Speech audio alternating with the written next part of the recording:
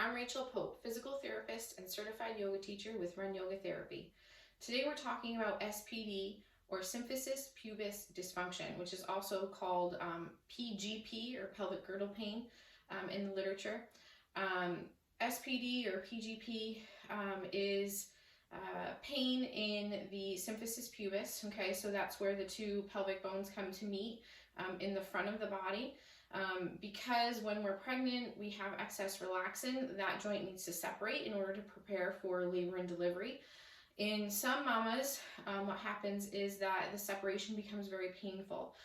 So you can get a lot of pain here in the front, and then because that's connected to the rest of the pelvic girdle, what happens is you can get some pain in the SI joints or in the low back as well. And as you can see, I'm very pregnant right now.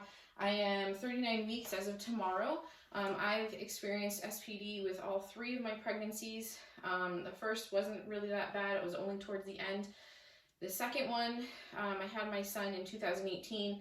I was significantly waylaid from probably 6 months on. I couldn't stand, on one leg to get dressed, to put on socks and shoes.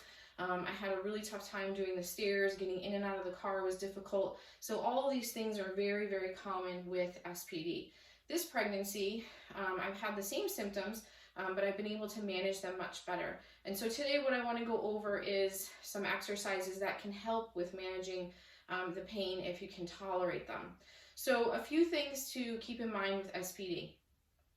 The first is doing things double limb, okay, so on both legs is going to be the most comfortable for you. So whether that's in a standing position or a kneeling position, that's going to be better than standing on one leg. So typically standing on one leg, right, that offsets the pelvis, that can create some shear in the front of the pelvis. The other thing is keeping the legs together, okay, so when you're getting in and out of bed or in and out of the car, anytime you're kind of doing this sort of stepping motion like this, that can also cause increased pain just because of where you're pulling, okay? Now these are sort of the general rules of thumb. They don't apply to everyone. Some people find keeping the legs together is more painful. So you really need to go by what your symptoms are telling you and what your body is going to allow, okay? So let's start with first on hands and knees, okay? So this is a really great exercise, and especially being this pregnant, it actually feels really good on the belly and the low back. So coming into a hands and knees position here, wrists, elbows, shoulders all in alignment, knees underneath the hips, okay? So we're just gonna begin with some transverse abdominus breathing. And so all you're gonna do is you're gonna take a deep breath in through the nose, and then as you exhale, you can see my belly pulls up and in, okay? And then relax, and then pull back in, okay? So just up and in this quadruped position, okay? So you can do repetitions of this. It'll probably feel really good on your back. It does mine. Notice I'm not sinking down in my shoulders, okay? So you want to maintain good postural stability there. Notice also that when I tighten, I'm not rounding my spine either, okay? So I'm just sort of letting the belly relax, and then as I tighten in, I come to a neutral position, okay?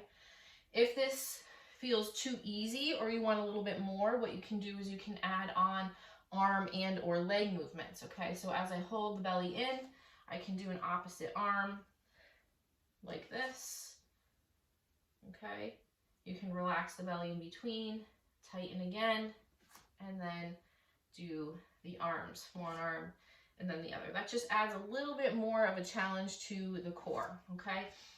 Now again, depending on your symptoms, you may or may not be able to tolerate leg movements. So if you pull the belly in, shift the weight onto one knee, and then a little lift behind you. So it can just be an inch or two off of the floor, or if it's comfortable for you, you can bring the leg out more straight, okay? And then relax the belly, tighten in, and lift the leg, okay? Whatever feels comfortable. If you want more than that, then you can do opposite arm, opposite leg. So holding the belly in, it would look like this, arm and leg, come back down, and arm and leg, and come back down, okay? So transverse abdominis is one of the key muscles of the core. You can see one of my other videos for more description on that if you need a little more guidance. but that muscle really helps to support the pubic junction there. The other really important muscle or muscles collectively is the pelvic floor, right, which is kind of is the bowl of the core and supports the uterus and the pubic symphysis and the back, etc. So research shows that if we just contract transverse abdominus, so doing that exercise there, we're indirectly affecting the pelvic floor. But if you want a little more bang for your buck, so to speak, doing the exercises, pulling in the belly and lifting in the pelvic floor at the same time is going to be the most beneficial. The other exercise I really like for SPD or PGP is your classic kind of clamshell, right? So if you come down onto your side, and you can be up on your elbow if you like, or if it's more comfortable for you, you can come all the way down, stretch out your arm, rest your head. It doesn't matter, whatever feels the most comfortable, okay? And again, because my belly is so big, right, gravity is sort of pulling it this way, so I want to tighten in and pull that belly up and in, hug baby to the spine. Knees are slightly bent, feet are together, and then from here, just gonna lift the knee and then come back down, right? So tighten in through the belly, transverse abdominis, lifting up through the pelvic floor as I lift and lower my leg. Now you may be restricted as far as how much you can open the legs. If you can only go an inch or two, just do that, okay? It doesn't have to be a huge motion. And the mistake a lot of people make is lifting too much, and then you get this sort of whole pelvic rocking, okay? You wanna make sure that this hip bone stays pointing up towards the ceiling the whole time while you're doing your clamshell, okay? So we're targeting the muscle here on the hip, which is also another core muscle, okay? Activate transverse abdominis, lift the pelvic floor, and lift the knee. And then you would sit up and do the other side, or roll over and do the other side. The next one I want to go over is a side plank. So this can be a little bit more challenging, but we're going to do it in modified position. So we're going to do it on the knees. So you want the knees, the hip, and the shoulder all in alignment, okay? Elbow is underneath the shoulder. And from here, again, tighten in through the belly before you lift. Tighten up through the pelvic floor, and then you're going to lift up and hold. And you can do up and down. You know, when I even did these postpartum to really help with the pain, because I still had a lot of pain after I delivered my son a couple of years ago. And you can just do repetitions of up and down, or you can do a static hold. So coming up, holding, and then come back down, okay? So only really do what you are able to tolerate. For some, doing the doing a side plank might be too much. That's okay. You don't have to do it. The last exercise I want to talk about is your traditional squat, okay? So coming up into a standing position, you're going to start with your feet about hip or shoulder width apart, and then sitting the hips back, and let me turn sideways so you can see here.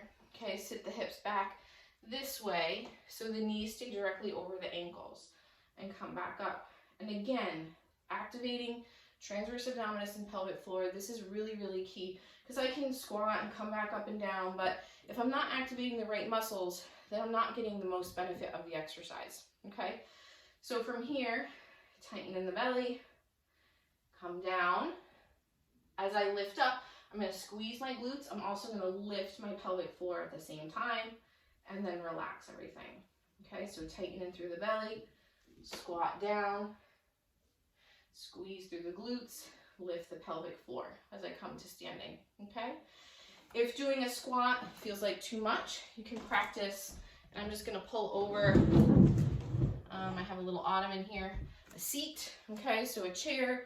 Ottoman, coffee table even, whatever feels like it's a good height.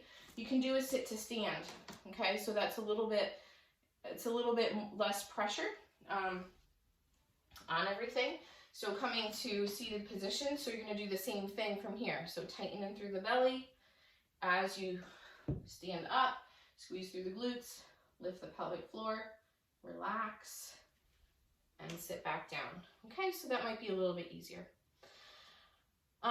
So those are kind of the main exercises for treating SPD or pelvic girdle pain. You really want to make sure that you're activating in through the belly. You want to make sure that you're activating pelvic floor. So this not only helps with symptom management while you have it, it can also help prevent the severity of SPD in a future pregnancy, as I've experienced myself. And these are also really great exercises to do postpartum for recovery. If you have any questions or comments, feel free to drop them below, and I'd be happy to hear from you.